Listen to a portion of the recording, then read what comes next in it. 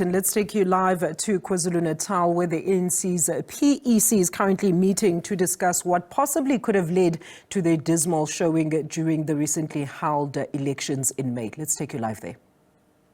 In fostering peace and stability in that province. It is this legacy of leadership that we recognize King Misizulu to be actively pursuing as well.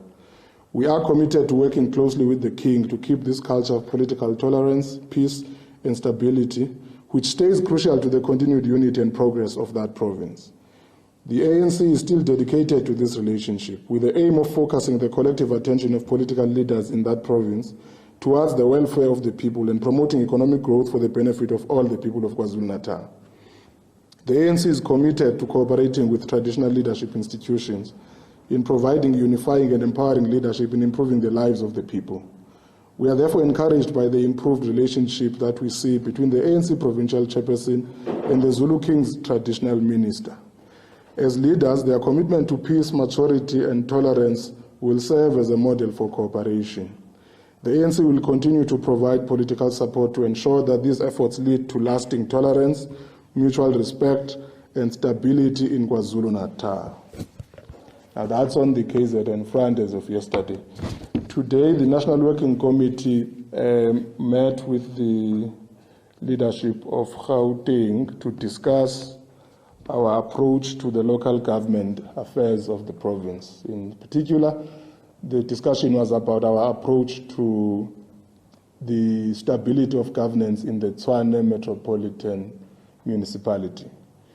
As we had indicated yesterday, the ANC National Working Committee will be visiting Gauteng in the province tomorrow, and we will be talking to all structures of the ANC in Gauteng to get an understanding of the state of the organization and the state of local government on the ground. That will also then include a discussion with the Tshwane Regional Executive Committee and branches. And then on Monday, we will have a provincial PEC meeting with the NWC to take up that discussion. So in due course, the ANC will give a public statement about its approach to what should happen in Tshwane in terms of government.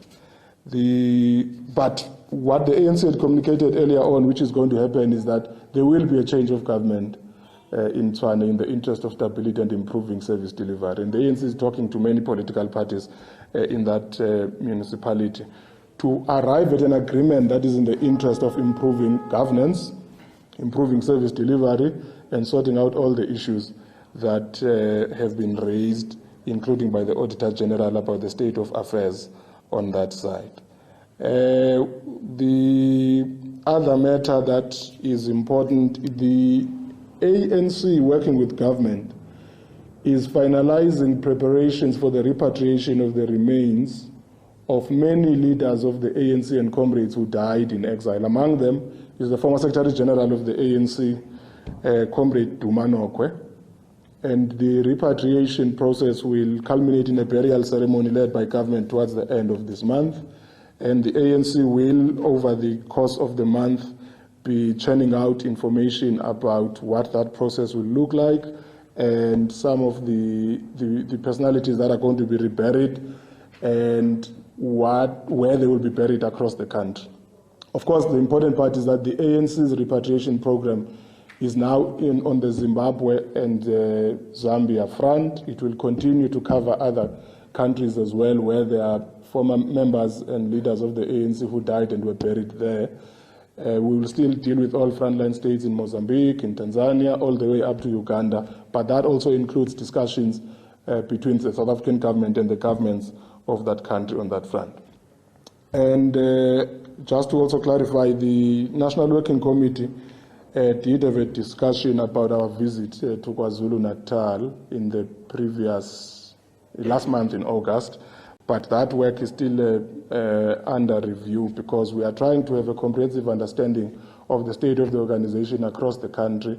And as we did indicate earlier, a decision about what we do with respect to structures of the ANC will be communicated after the special ANC meeting that we said will sit either at the end of August or now mid-September. It's now clear that that ANC meeting is going to sit in the middle of September due to the outstanding work that we are still going to do NEC deployees of the ANC will be across South Africa tomorrow in a number of provinces in the Eastern Cape, in Northern Cape, in Limpopo, where we will be doing the same work of trying to understand what is the state of our organization, what is the state of local government, are we in a position to improve delivery of services to the people, where are the gaps, what interventions are needed for us to make in order to improve the provision of services on the ground. And once that work is completed, we will have that special NEC meeting to sum up on that work and then give a clear way forward about the issues that are under review.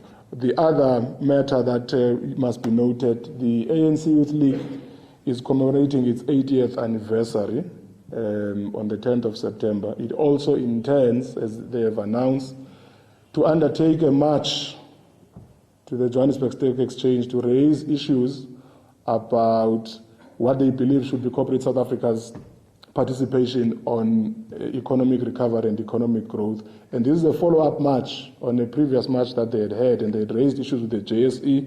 It will include following up, therefore, on the extent to which the stock exchange and the companies that are listed there have taken into account the concerns of young people about what the future of South Africa ought to look like from an investment and economic development point of view. Thank you very much. That is where we are. News 24, you must accept that the decisions will be communicated in due course where they arise. Thank you. Any question? Yes, News 24. My question is about the visit Mr. Duma and KZN. He went to apologize, I understand, for the incident, the micro-incident. Are you conceding that his behavior during that time, and also just the fractured relationship between the PC and the royal household, might have resulted in the loss of the election? Obviously, MK as well, a factor, but are you conceding that it's one of the reasons that the party lost its majority in KZN? The loss of elections at KwaZulu-Natal was due to a myriad of issues. It might include that. But our point of interest is not so much elections now, but about ensuring that there is mutual... All right, we're going to come out of that live press briefing there. As you've heard, ANC acting national spokesperson, Mr. Zuko Kodlimbi. In fact, that press is actually taking place here in Johannesburg, but just to basically take a look and see as to what are some of the issues that led to the electoral decline of the party in the KwaZulu-Natal district during the recently held May polls.